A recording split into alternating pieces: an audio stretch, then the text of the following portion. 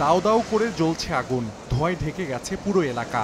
বুধবার গভীর রাতে আগুন লাগে রাজধানীর সেগুনবাগিচায় সচিবালয়ের ৭ নম্বর ভবনে।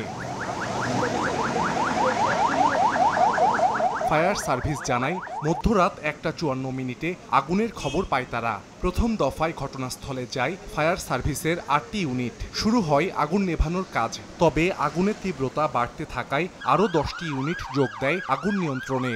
একটা সাধারণ জায়গায় আগুন লাগলে যে ব্যবহারটা করি, সেই ব্যবহারটা যদি বাংলাদেশ সচিবালয়ের ক্ষেত্রেও করি, তাহলে তো অবশ্যই প্রশ্ন থেকে যায়। থেকে আগুন দ্বারা নিবাচ্ছে, সেটাও বন্ধ করে দিচ্ছে।